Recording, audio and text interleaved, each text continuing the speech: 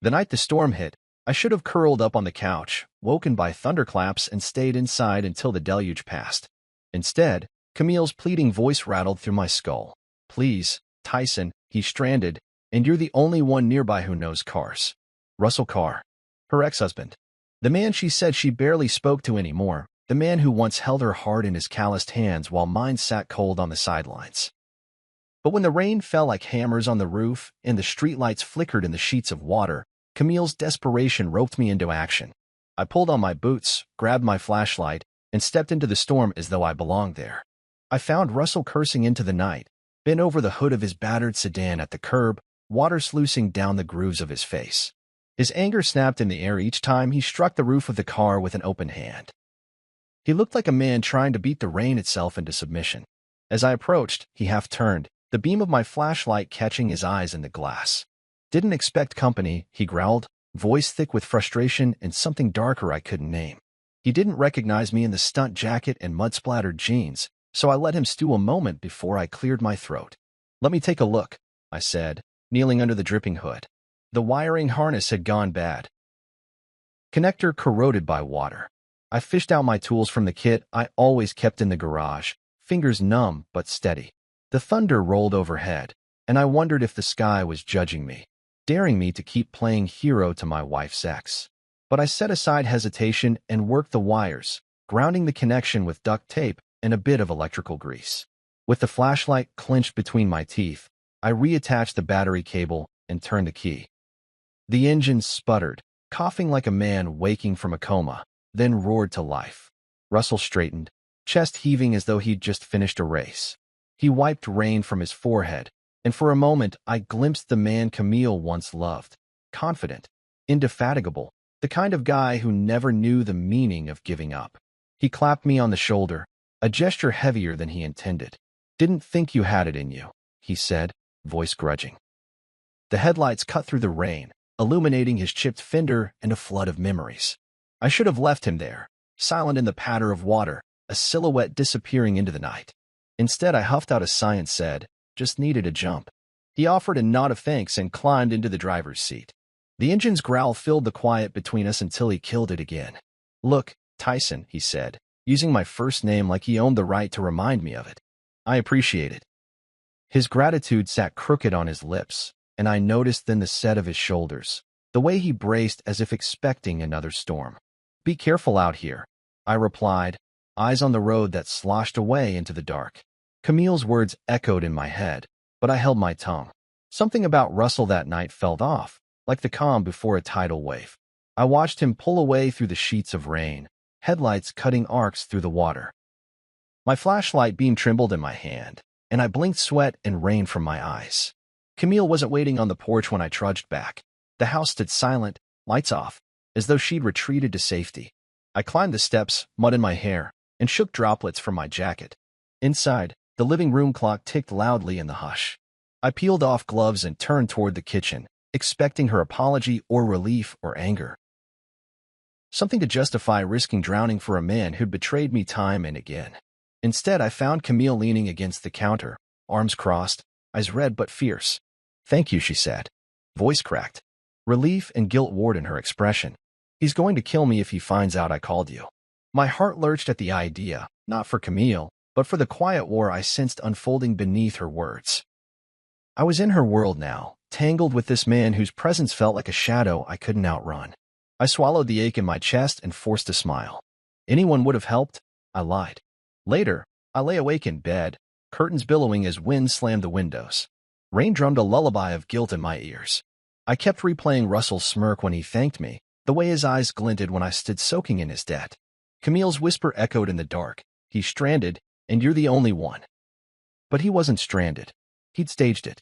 A setup beneath the storm's roar. My mind churned with possibilities as thunder rolled again. I should have left him in the rain. I should have let the storm do its work and stayed inside, safe in my life with Camille.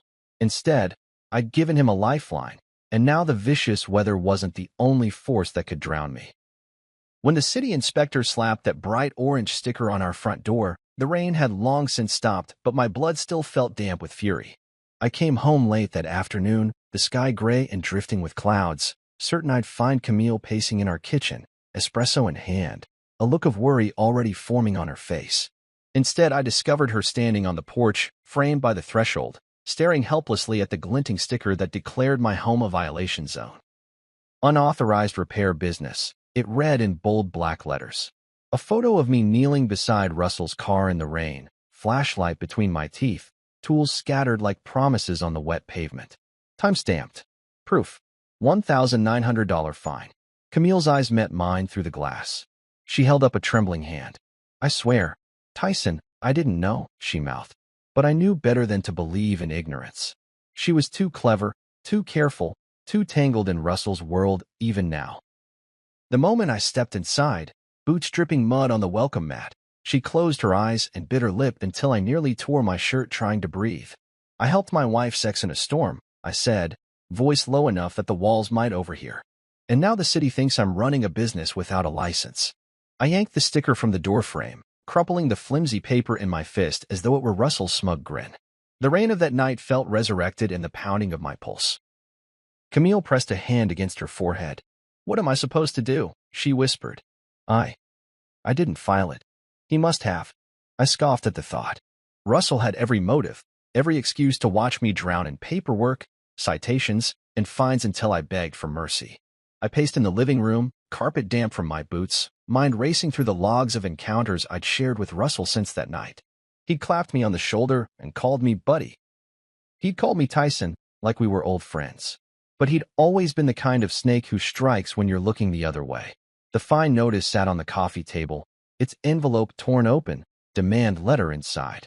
I slid it again, almost hoping to find some clerical error, a loophole that might shave off a 0 or 2. There was none. The city photographer had caught me red-handed, or at least red mud-handed, fixing a connector. The code, mechanical work without permit. And there I was, guilty as charged. I knew who to blame. I dialed Russell's number without hesitation. His voice answered after the first ring, bright, almost amused. Tyson, he said, what's up? He sounded like a man ordering coffee, not the architect of my financial misery. I didn't bother with pleasantries. You filed this complaint, I said. You set me up. His chuckle came easy, full of condescension. You brought it on yourself, buddy. Shouldn't play mechanic without a license. He paused, letting the words sink in like ice into water. Should have stayed in your lane. Then he hung up. The phone slipped from my hand, landing face down on the hardwood floor. I kicked at the planks until the rattle in my chest subsided. Camille appeared in the hallway, arms wrapped around herself like she was trying to hold her heart in place. He wouldn't do that, she said. He's my ex. Her defiance wobbled under the weight of my stare. Hatred welled up in me for Russell, for Camille's blindness, even for the storm that had dragged me out into the fury of that night. I retrieved my laptop, logged into the city's permit portal, and drilled down on the photos. There I was under streetlights, rain streaming off my jacket, Russell's car hood raised. The inspector's metadata tagged me as the vehicle's repair technician. My shame seared hotter than any storm could. I closed the browser and stared out the window at our lawn, still slick from yesterday's downpour. Every droplet felt like a taunt. You thought you were helping. You thought you could trust. Camille's voice came again, quiet and brittle. I'm sorry. I turned to her, anger and heartbreak colliding in my gaze. Sorry doesn't pay this, I said, gesturing at the notice. It doesn't fix the stain on my record. She swallowed, tears rolling down her cheeks. What do you want me to do? She asked, voice cracking. I inhaled, knuckles white around the notice. Find out how he did it, I said. Give me the name of the person he used. We're going to fight this. She nodded, wiping her cheeks. I heard the tremor in her breath, the confession of fear beneath her compliance. Outside the window, the clouds parted, revealing a sliver of pale blue sky. For a moment the world held its breath, as though waiting to see if I'd sink under the debt or rise above it. I folded the letter, shoved it into my jacket pocket, and reached for my keys. Camille glanced at me, alarm flickering in her eyes. Where are you going? She whispered. Back to the garage, I said. There's more to learn. I slung my jacket over my shoulder and strode toward the door, determination stiff in my spine. The rain had given him life once. Now it would fuel my resolve. When the fine collectors came knocking, they'd find a man who refused to pay for the sins of another. And when Russell realized he'd gone too far, I'd be waiting, tools in hand, ready to tighten every bolt on his empire until it snapped. The lesson had cost me $1,900, but the price of revenge was far greater, and I intended to pay it in full. Camille had a way of whispering apologies like they were meant for someone else. After the fine, after the card with the inspector's name and Russell's smug grin, she stood in the doorway of our bedroom and said, "I just want peace." That was her new refrain. Not fairness, not truth. Peace. But peace for whom? Not for me, certainly. Not for the man with a violation pinned to his name and a marriage fraying like the baseboard in the laundry room, moldy, overlooked, and 1 inch from collapse. I didn't press her that night. I couldn't. My jaw was too tight, my hands too restless. I spent hours in the garage, reorganizing tools that didn't need organizing, shelves that didn't need adjusting.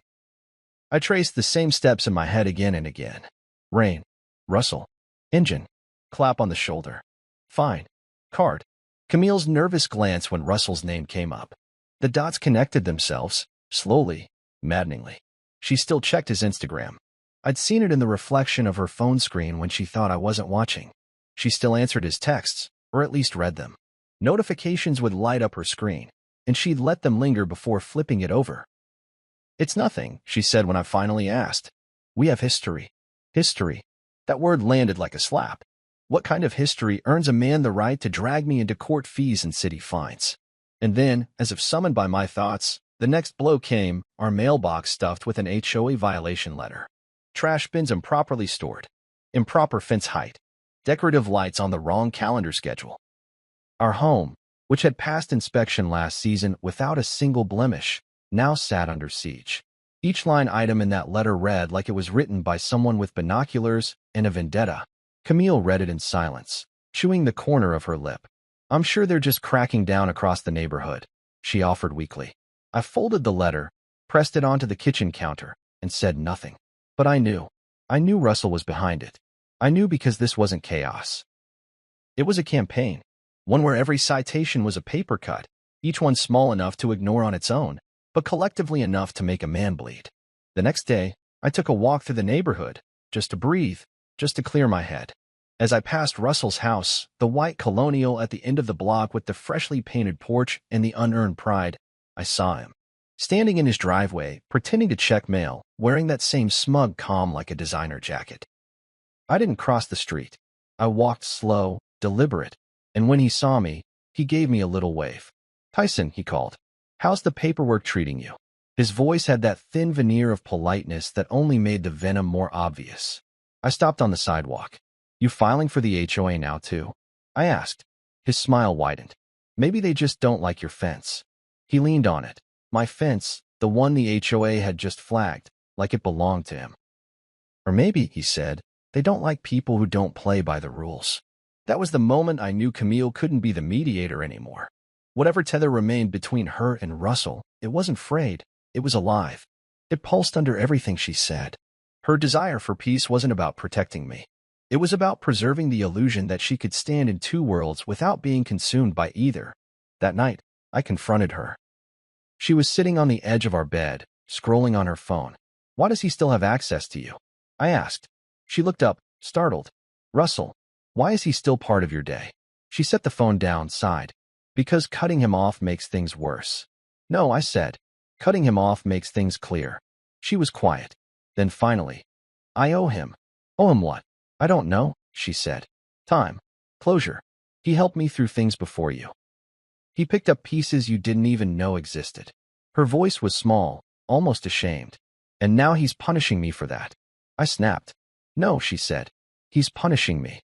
You're just in the crossfire." I sat down, stunned. My chest burned. So that was it. He wasn't just trying to break me. He was trying to get her to pick a side. And every time I fought back, it fed the guilt she still carried for choosing me over him. From that point on, our house turned cold. Not from temperature, but from silence. We passed each other like strangers. Her texts were shorter. My dinners were quieter. I moved into the guest room, not because she told me to, but because the bed we once shared felt like neutral ground in someone else's war. Still, I wasn't ready to surrender. If Russell wanted to bleed me dry with code violations and paper trails, I'd find his paper trail too. So I started watching. Not Camille. Him. I tracked when he left, when he came home, I noted the same gray van pulling up to his garage every Friday afternoon, unloading crates and cartons into his side yard. Sometimes men in work boots, guys who didn't wear uniforms or name badges, stepped out, passed off cash, and disappeared. Whatever he was doing, it wasn't above board. I bought a notebook. I logged every sighting, every tag number, every timestamp. This wasn't just personal anymore. This was a man building a tower of offenses while trying to bury me under rubble. But this time, I wasn't just going to wait for another storm. I was going to be it. And Camille? I didn't know where she stood anymore. But I had to believe that when the dust settled, she'd see it too. The mold growing in the walls of our marriage. Quiet, toxic, but undeniable. She wanted peace. I wanted truth. And sometimes the only way to peace is through fire. At first, watching Russell felt like a shameful habit, something you did late at night and swore you'd stop in the morning. I told myself I was only looking to confirm my suspicions. But the longer I observed him, the more my certainty hardened into something dangerous. This wasn't curiosity anymore. It was preparation, strategy, survival. Russell lived like a man who didn't think consequences applied to him. His front yard was flawless, manicured to the inch, not a single blade of grass out of place. But his backyard told a different story. Behind that tidy house, shadows moved. Every Thursday around 5:30 p.m., a gray cargo van would back into his alley gate. No company logo, no plates visible, always the same.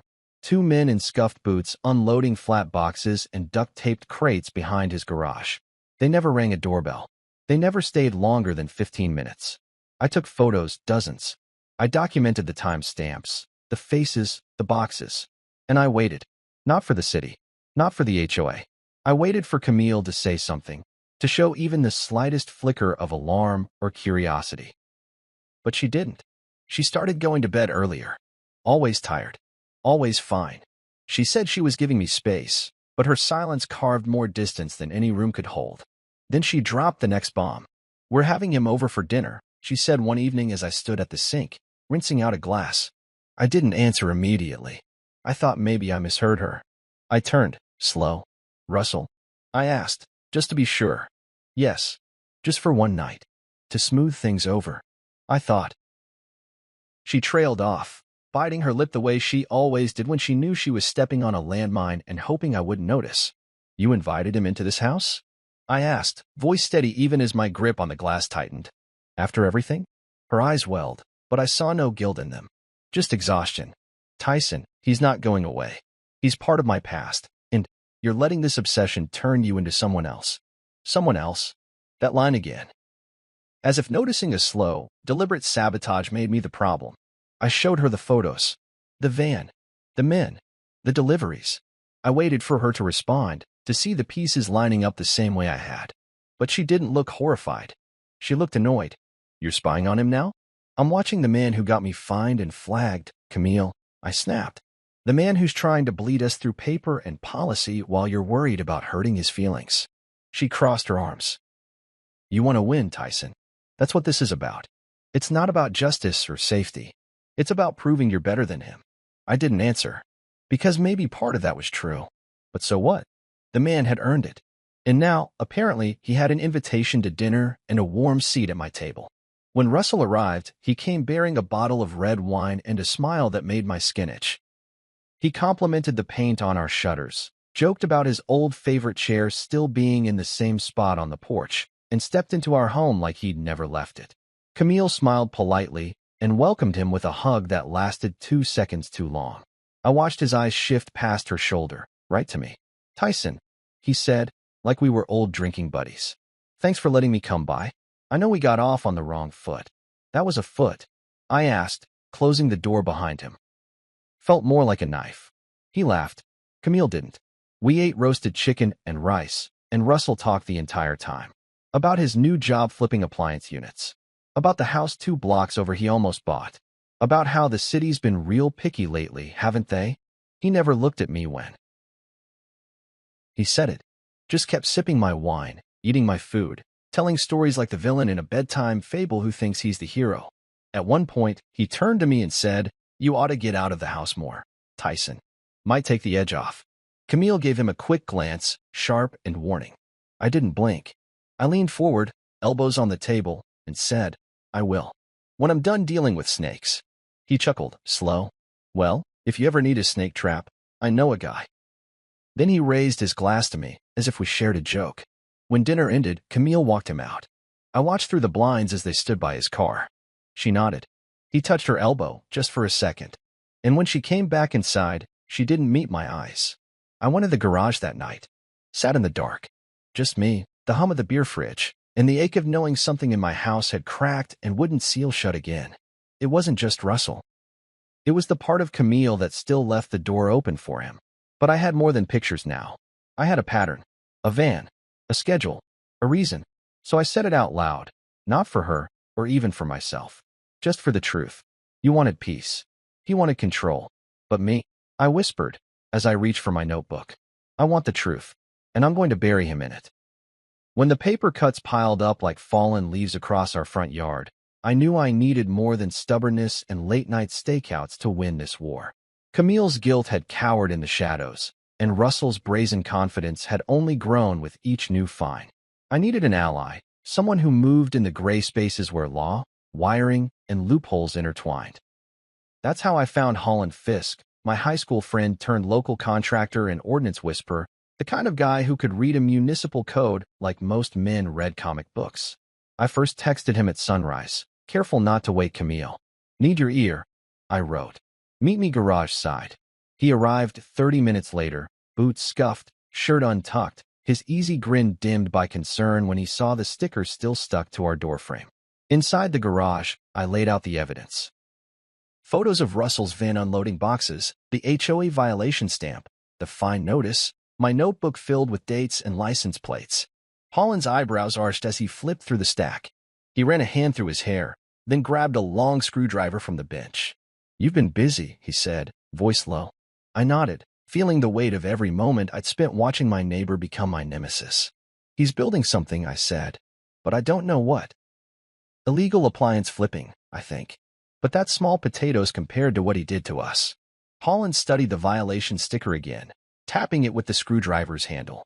"They took your house for photo evidence," he muttered. "Means someone in code enforcement took the bait." He looked up at me. I steady.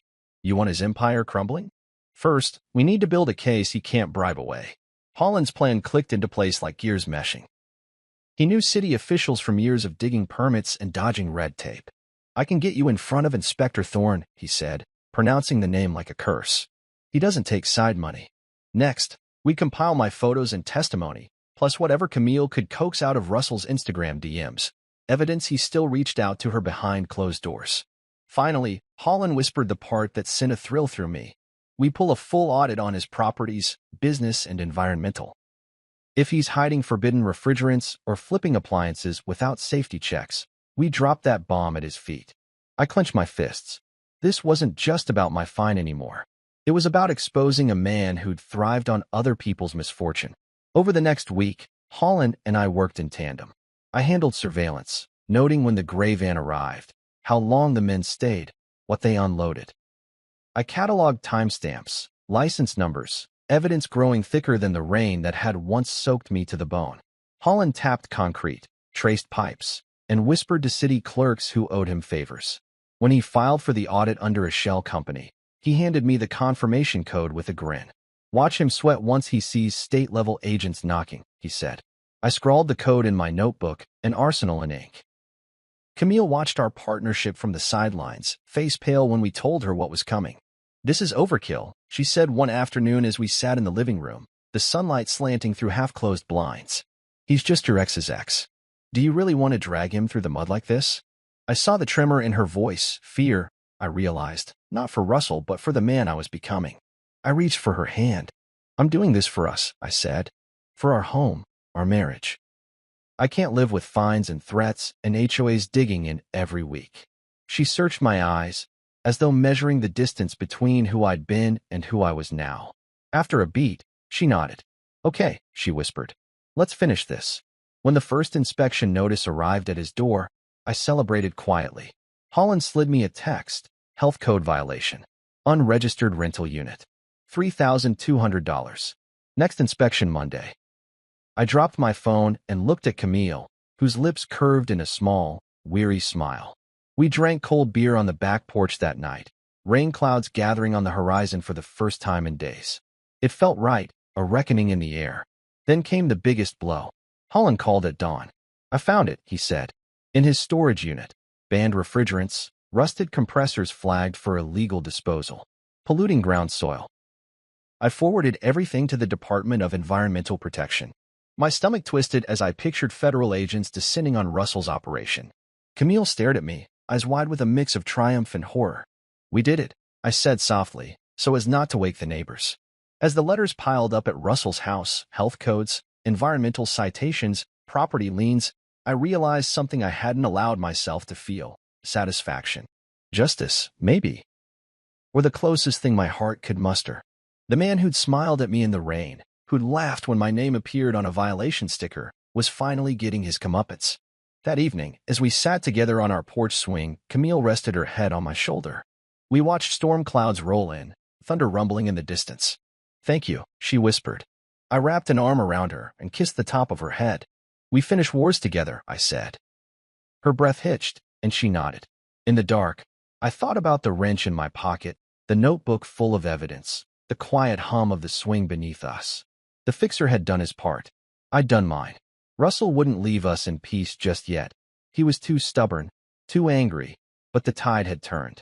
He was bleeding out, each violation a cut he couldn't staunch. And I, the man who once patched his car in the rain, had become the architect of his downfall. The tools in my hand no longer just repaired engines, they ripped into lies. And for the first time in weeks, I slept without dreaming of orange stickers and looming court summons. I slept with the knowledge that sometimes, to protect what you love, you have to fight fire with fire, tool with tool, and finish what you start. The tension in our home became a living thing, one you could touch, taste, and feel pulsing in the walls.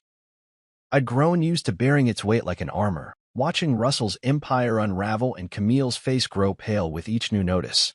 But that night, as I climbed the stairs, I found her in the hallway, shoulders trembling, her marathon of composed silence finally unraveling.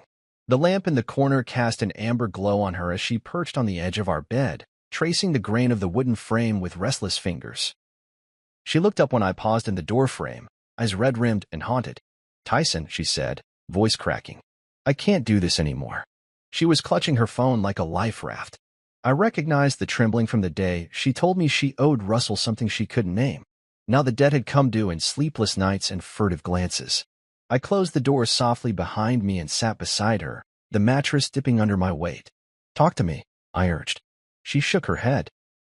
"It's Wyatt," she whispered. Russell's son, Wyatt Carr, had started circling our block in his beat-up Camaro as if he were surveying territory.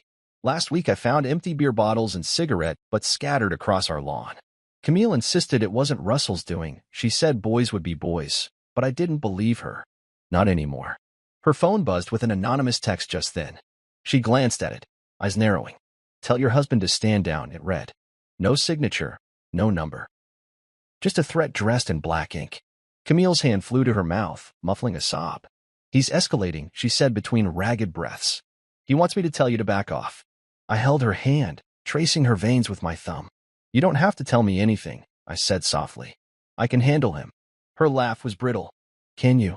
That question snapped something open inside her, and the dam holding back weeks of fear and guilt burst. Tears spilled down her cheeks as she leaned into me. "I'm sorry I dragged you into this," she sobbed, voice shaking like a leaf in a gale. "I thought I could stop him. I thought I could protect us by pretending he didn't matter." Her confession hit me with the force of a storm surge, washing over every inch of my skin. I pulled her into my arms, feeling her tremble against my chest. "You protected me," I whispered. "You just didn't realize how badly he wanted to hurt me through you." She pressed closer, tears soaking into my shirt. "I don't want to lose you," she choked out. "But I don't know how to keep him away from us." I stroked her hair, inhaling the faint scent of lavender and fear. Outside, the wind rattled the window panes as though testing our resolve. I thought of the stack of violation notices, the audit filings, the looming court dates awaiting Russell. I thought of the satisfaction I'd felt watching his world crumble, and I wondered if that made me the monster she feared. After a moment of silence, I sat up and brushed her hair from her face. "I'm not going anywhere," I said, voice firm. "But we do this together. No more secrets." No more wondering if you're torn in two. She sniffed, wiping her eyes on the sleeve of her sweater. Together, she agreed. I nodded and handed her my notebook. Show me everything, I said. All the texts, the photos, the threats. We'll map it out. Start fresh. Her hand shook as she opened the notebook and flipped to the back pages, where I'd sketched out license plates, then schedules, and notes on Russell's deliveries. Reading my scrawled entries, she gasped at some of the details. I didn't know you were watching so closely, she murmured. I was too afraid to look. I covered her hand with mine. That's okay, I said. We both have our ways of coping. But fear doesn't protect us. It only hides the truth until it's too late. She closed the notebook and looked at me with weary gratitude. What do we do now? She asked. I stood and offered her a hand. We fight back smarter, I said. Not with hate or obsession, but with evidence and patience. He wants to scare us. We'll show him we're unshakable. She took my hand and rose, her legs unsteady but determined. No more running, she repeated. No more hiding. I guided her to the window where the Camaro had scraped our sidewalk earlier that week. The street was empty now, save for the hush of the night. I closed the curtain and turned to her. We'll start by talking to Lori Garrison, I said. The compliance investigator who won't be bought. She'll open the next wave of inspections, building violations, zoning infractions, whatever it takes. Camille nodded, resolve hardening her features. And what about Wyatt? She asked. The boy who tortured our yard. I met her gaze. We document him, I said. Photos, times, dates. We compile everything. He's part of the pattern. She exhaled, as though the weight in her chest had shifted. Okay, she said. Let's do it. I pulled her close, resting my chin on her head. We'll do it together, I promised. Outside, the rain began to fall softly, a gentle patter that felt different from the storm that had started this fight. It sounded almost like promise, a cleansing, a new beginning. I kissed her forehead and whispered into her hair, I've got you. In the quiet that followed, I realized how close we'd come to breaking and how much stronger we would be for the cracks we'd faced.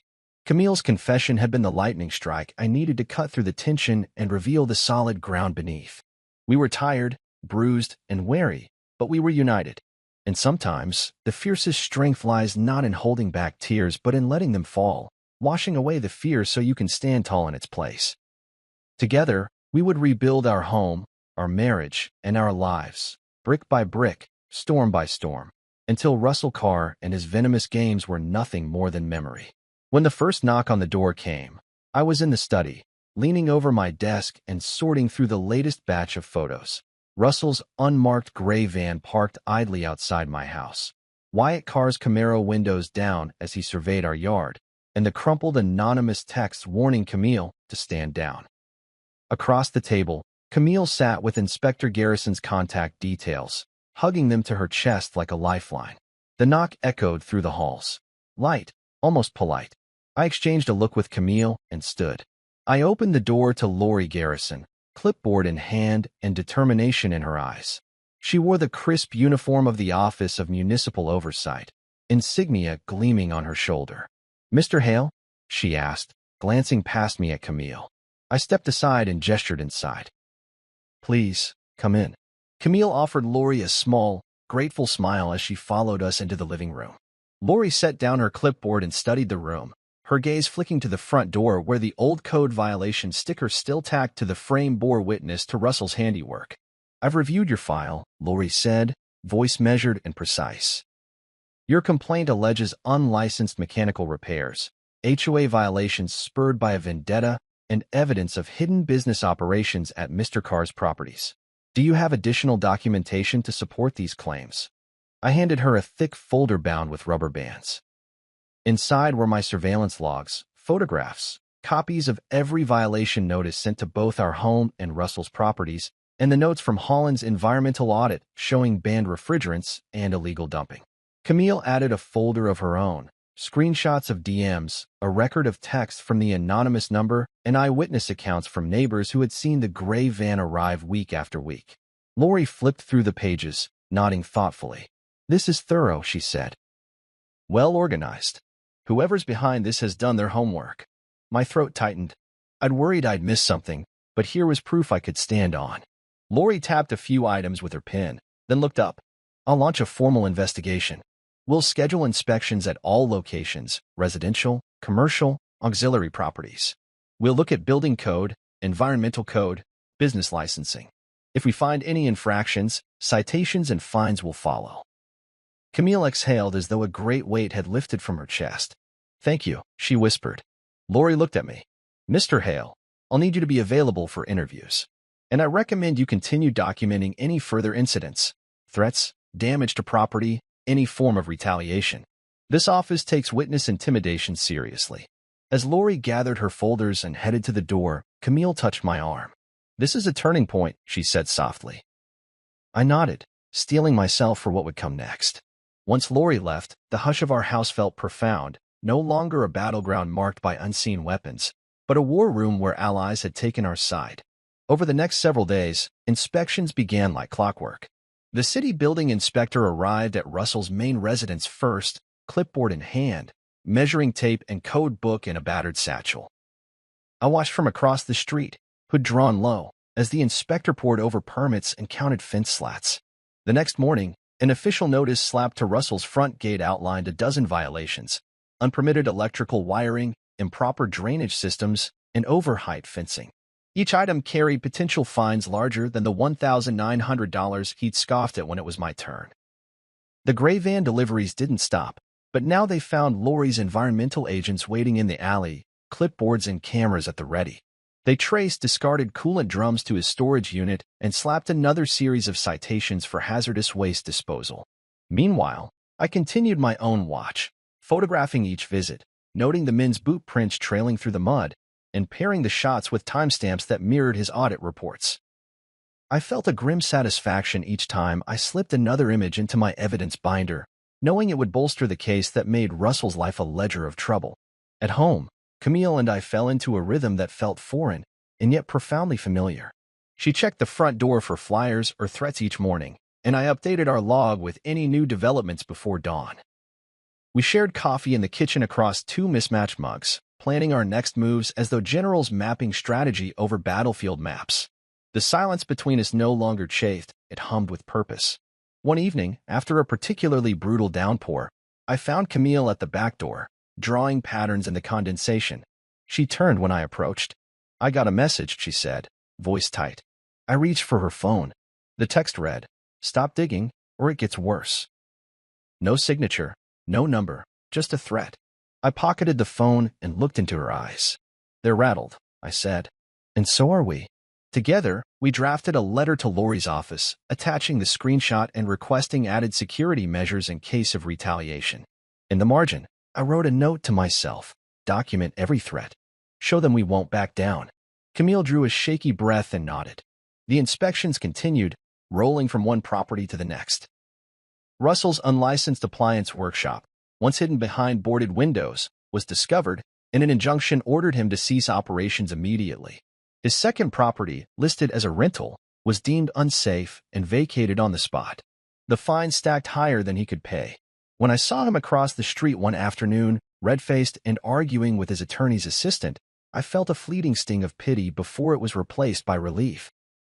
He pounded his fist on the hood of his car, frustration flaring like the propane torch of a metalworker gone mad. I turned back to Camille's side, where she stood with her arms wrapped around herself, watching from our porch.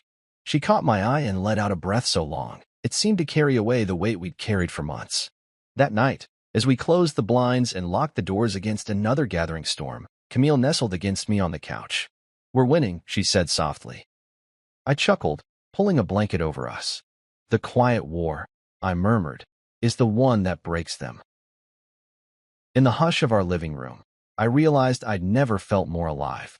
The battle had shifted from idle threats and paper fines to a full-scale dismantling of his operations. We'd moved from defense to offense, pushing forward with evidence and resolve. And though the storm still raged outside, inside we'd found calm. Call it peace, if peace meant knowing we held the truth, and it was enough to win. It happened on a Tuesday, the kind of ordinary Tuesday that lulls you into believing nothing will ever change. I'd left early for work, slipping into my coveralls and grabbing a breakfast sandwich on the run, my mind already ticking through the schedule of inspections and meetings. Camille was still in bed, resting at last, after weeks of sleepless worry. By midday, I'd wrapped up a site visit and was heading home when my phone buzzed with a photo from the driveway camera. My truck, tires punctured and slashed, metal rims sinking into asphalt like wounded birds. My heart stopped, the breakfast sandwich half-chewed in my throat. Pulling into the driveway, I found the truck's tires shredded beyond repair, glass shards scattered across the pavement like confetti thrown at a funeral. I crouched beside the front passenger wheel, running my fingers through the shredded rubber, the embedded nails like tiny betrayal stakes. Anger and adrenaline surged, hot and electric, flooding my veins. I imagined Russell's smirk, knowing, triumphant, though he'd never have touched my property himself. He'd outsourced the deed, sent a message, back off or bleed more. Camille emerged from the house, dressed for the afternoon but pale as porcelain. She saw the truck and gasped, hand covering her mouth. "They've gone too far," she whispered. I rose, stepping around the mess of shredded tires to wrap her in my arms. "Who?" I demanded, but she shook her head. "An anonymous number, Wyatt's phone, maybe." Her breath hitched. "I saw him around on his Camaro last night, watching." Rage coiled in my chest, protective and feral. "It's retaliation," I said, voice low. "They want me to stand down." I surveyed the damage again, torn between fury and resignation. Each puncture and tear was a challenge, a dare to respond. I'd warned Camille this could happen. I'd told her we were in his crosshairs now that we'd drawn blood under his empire. But seeing it firsthand felt different, more personal. Russell wasn't just a face on a violation notice anymore. He was a ghost in the night, a saboteur who'd aimed his rage at me through the innocent steel of my truck. I crouched beside Camille, lowering my voice. "Call the police," I said. "File a report." She pulled her phone from her pocket with shaking fingers and dialed 911. I walked around the truck, taking photos from every angle, the shredded treads, the glass, the nails. My camera roll filled with evidence I would present to officers, to insurance adjusters, to anyone who'd listen. Fury and justice mingled in my mind. This act of cowardice would only deepen his downfall. When the police arrived, their uniforms stiff and professional, I guided them through the scene, laying out the facts in calm, clipped sentences. Camille stood close, comforting yet terrified. An officer jotted notes, another took photos, and a third dusted for fingerprints, though I knew the odds of finding usable prints were slim. "Looks like a paid job," the senior officer said, eyebrows knitting. "This wasn't random vandalism." I nodded. "It's retaliation," I affirmed. "I believe it's connected to ongoing investigations into Russell Carr's properties." The officer's gaze flicked to me, assessing sincerity. "We'll log it as a felony," he said. "You'll get a case number." Once they left, sirens fading down the street, I knelt beside the truck again, running my hand over a sharp groove where the rim met the curb. "They want me to back off," I muttered. Camille knelt beside me, hand on my shoulder. "We won't," she said. Her resolve held steady, even as her eyes flickered with fear. "We fight smarter." I nodded and stood, eyes on the house. That evening, with spare tires mounted in the garage and the felled ones waiting by the curb for pickup, we sat at the kitchen table under the harsh glow of the overhead light. Camille spread out the next round of inspection reports on her side. I laid out the police report and copies of the photos on mine. It felt like a war room, each document a soldier in the battle for our home. She picked up her pen and underlined the word felony. I added a note, linked to car investigation. Outside, the wind picked up in anticipation of another storm, whipping dry leaves across the driveway. I thought of the first time I'd helped Russell in the rain, how naive I'd been to trust a man so skilled at planting traps. Now every cloud on that horizon felt charged with menace and possibility. I closed my eyes, breathing in the scent of old coffee and fear. I refused to be afraid. We spent the next days bolstering our defenses. I had Holland reinforce the garage locks and install motion sensor lights that would spot movement before the culprits could strike. Camille contacted neighbors, urging them to share any strange sightings, open gates, unfamiliar vans, whispers in the night. We widened our circle, the isolation of those early weeks giving way to solidarity. The townhouse community rallied behind us, reminding me that this wasn't just my fight anymore. Meanwhile, Lori Garrison's team accelerated their timeline. She called with updates. Environmental citations confirmed, building code violations upheld, new fines levied against Russell's properties. Each victory felt sweeter, though the taste was tinged with the bitterness of knowing how much we'd endured to get here. Now it seemed he was desperate, threatening our safety because his empire was collapsing. On a Friday afternoon, a letter arrived from my truck's repair shop.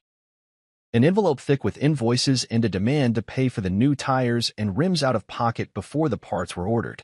The sender, Russell Carr's attorney. Their names glared at me from the letterhead like a challenge. I ripped it open and read aloud to Camille. Compensation for damages to Mr. Hale's property as a result of wear and tear on municipal roads. Every word dripped with gall. They tried to blame me. I tossed the letter on the counter. They're rewriting reality, I said. Camille shot me a look that mixed anger and disbelief. They think they can bully us out of this fight. I grabbed the phone and dialed Russell's attorney, letting it ring until a stiff voice answered. "This is Tyson Hale," I said, tone measured. "I believe you meant to send me an invoice for damages your client inflicted. I'll contest it in court." I hung up before the response came. Every threat they made, every attempt at intimidation, only fortified my resolve. That night, as the wind howled outside and rain finally began to drum on the roof, Camille and I sat on the couch, side by side. I wrapped an arm around her shoulders, and she leaned into me, exhausted but determined. "They wanted to scare us," she said softly. "But we're still here." I kissed her temple and felt the truth of it. "They can't win if we don't let them," I replied. In the dim light, I thought back to the first chapter of this story. Me, under the rain, helping a man I didn't trust. The thunder then had been violent, relentless, and I'd seen only a broken-down car. Now I saw the storm behind his eyes, the violence he unleashed to protect his secrets.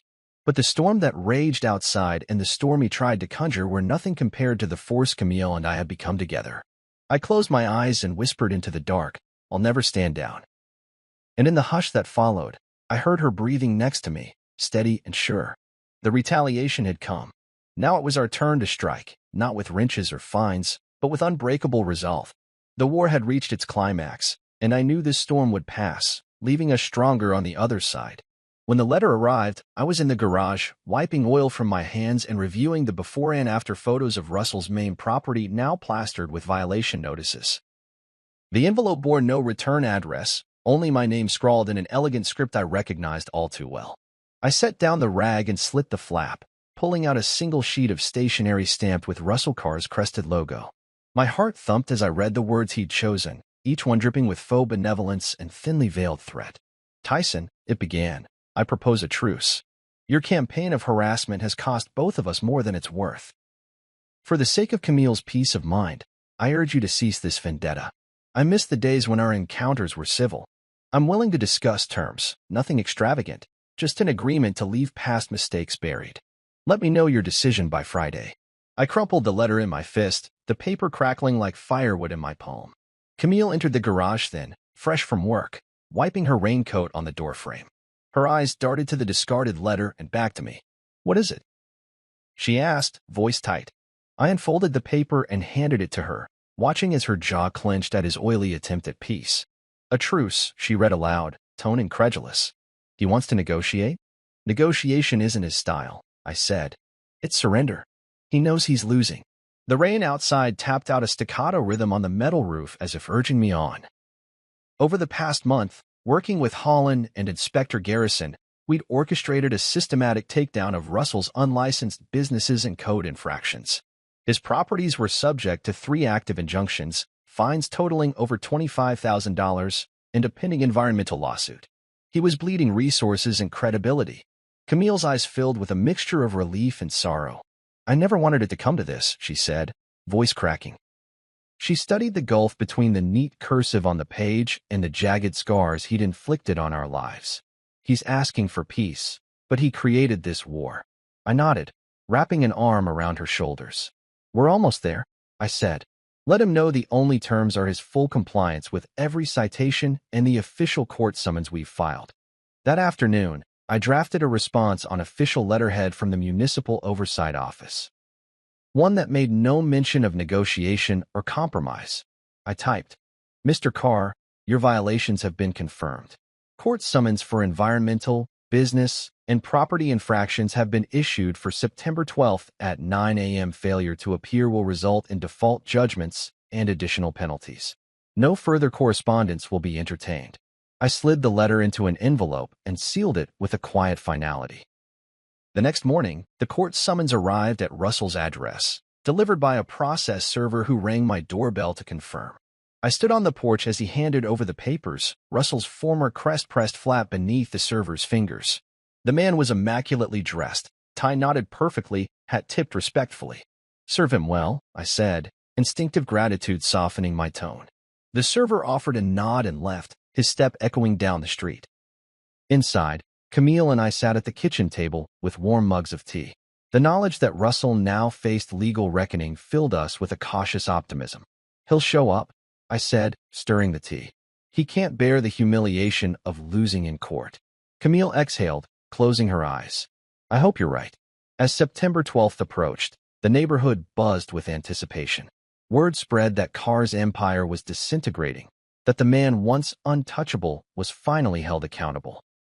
On the morning of the hearing, I donned a suit, something I hadn't worn since my sister's wedding, and waited in the courtroom's marble lobby. Camille stood beside me in a simple dress, hands clasped tightly, her gaze steady on the oak doors behind which Russell would soon appear. When he entered, my breath caught. He strode in with that same careless confidence, tailored suit hugging his shoulders, a briefcase in hand. For a moment, the room seemed to tilt, memory flash of the first time I'd seen him in the rain, cursing under a broken hood. Now he looked smaller, tighter, his eyes scanning the gallery as if seeking escape routes he knew didn't exist. The judge called the case, Carr versus the city of Lindenbrook.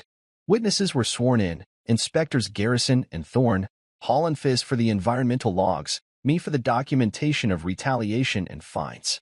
Each citation flashed on the courtroom screen. Illegal appliance sales, unauthorized mechanical repairs, environmental dumping, property code violations. I testified with calm conviction, photo evidence lined up like altar candles illuminating his misdeeds. When it was Russell's turn, his voice was measured as he addressed the bench. He admitted to oversights and misunderstandings, but pleaded for leniency, pointing to his years of community service and charitable donations. The judge, a stern woman with silver hair, listened without expression. She reviewed the evidence and, after a pause that felt like eternity, delivered the verdict. Full compliance required, fines upheld in their entirety, additional penalties for perjury if he failed to adhere, and criminal charges for the documented retaliation against me. A hush fell over the room. Russell's eyes widened, panic flickering in their depths. He glanced at Camille and me. Two figures seated side by side, resolute and victorious. His lawyer rose to request an appeal, but the judge shook her head. "Appeals court is at your disposal," she said, voice final. "But until then, you will comply." As the gavel fell, relief washed over me in a wave so powerful I felt tears sting my eyes. Camille reached for my hand beneath the table.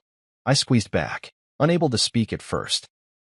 When the courtroom emptied, we walked together through the polished halls, past the echo of Russell's retreating steps. Outside, the sun broke through the clouds for the first time in months. Streams of light danced across the courthouse steps, a promise of renewal. We paused at the top of the stairs, side by side. Camille looked up at the sky, her smile tentative but genuine. "It's over," she whispered. I drew her close, feeling the warmth of her against the chill of the marble beneath us. "It's finally over," I agreed. In that moment, I thought back to the man I'd been, hesitant, complacent, led by goodwill into the storm. Then I looked at the man I'd become, determined, unyielding, ready to finish what he started. I kissed Camille's forehead and held her as the light poured down around us, a benediction for the peace we'd earned. We'd given Russell a chance to choose civility, but he chose chaos. In the end, he learned the hard way that I don't start wars, but I always finish them. When the final notice arrived, I was in the kitchen, sipping black coffee and scanning the morning paper, half expecting another violation slapped onto Russell's properties. Instead, it was a terse email from the county clerk. "Mr. Carr has failed to comply with all citations. Writ of possession granted. Property liens active. Case closed." I reread the lines twice, disbelief mingling with relief. He was gone, just like that. No sale listing, no forwarding address, no farewell letter. He vanished under the weight of his own misdeeds and the relentless storm we'd unleashed. Camille joined me at the table, eyes bright with something between triumph and exhaustion. "He left last night," she said, voice soft. "His locks were changed. The movers came before dawn." I glanced out the window at the gray sky, hesitant raindrops beginning to fall, as though the clouds mourned his departure. He boarded a bus out of state, she continued. No idea where. No trace. The simplicity of that sentence echoed. A man who once boasted power and connections reduced to a name on a long-distance manifest. We sat in silence, coffee growing cold, as the first claps of thunder rolled overhead. Memories flooded back, Russell's smirk in the rain, the fine notice on our door, the kitchen dinners where he invaded our home like a specter. Each snapshot felt distilled now, as though part of someone else's story. The rain tapped against the window panes, a gentle rhythm, no longer an accompaniment to chaos, but a cleansing drumbeat heralding new beginnings. I never thought I'd see the day, Camille whispered, leaning across the table to take my hand. Her skin was warm despite the chill in the air. We did it. I squeezed her fingers, feeling the promise in her touch. We did. The words settled between us, uncomplicated and whole. Outside, the storm gathered strength, sheets of rain dancing across the lawn where tire tracks and footprints once told tales of fear and defiance. Now the grass glistened in the gray light, ready to wash away the traces of conflict. I stood and moved to the window, watching water sluice down the panes, imagining it carrying away every unhappy memory, every fine, every threat. Camille joined me, shoulder to shoulder, as we gazed into the watery blur beyond the glass. I bought flowers, she said unexpectedly, breaking the hush. She pointed to a simple vase on the windowsill, a bouquet of white lilies, their petals fresh and untainted by splashes of mud or rain. For us. I smiled, a slow warmth unfurling in my chest. Perfect. We left the lilies by the front door and stepped outside, boots crunching gravel, umbrellas overhead. The rain was a curtain between us and the world that had tested us. I reached for Camille's hand, and she closed her fingers over mine, her palm an anchor. We walked to our truck, repaired and ready, and I paused at the driver's door, eyes on the empty street. No gray van, no Camaro, only the hum of rain and the promise of peace. When I started the engine, the rumble felt different, a gentle purr, free of tension and threat. Camille slid into the passenger seat, breathless with anticipation. Where to? I asked, voice playful for the first time in months. She smiled, eyes glinting. Anywhere, she said. Somewhere dry. I shifted into gear and pulled onto the road, rain splattering against the windshield as we drove away. The house receded in the rearview mirror, its windows dark and unthreatening. My grip on the wheel loosened, and I exhaled, letting the tension bleed out. I thought of the wrench I'd given Russell in the rain, the fines, the audits, the court summonses, and realized that every battle had led to this moment. Driving into a future unburdened by past storms. As we rounded the corner, the rain lightened, and a shaft of pale sun broke through the clouds. A rainbow arced above the rooftops, brilliant and simple. Camille gasped softly. I glanced at her, and she reached over, resting her head on my shoulder. After all this, she murmured, we're together. We are, I agreed. My heart felt full, the weight of every violation and threat replaced by something lighter, hope. The rainbow faded as we drove on, but its promise remained. Storms pass, scars heal, and in the quiet after the rain, we find ourselves standing stronger, hand in hand, ready for whatever tomorrow brings.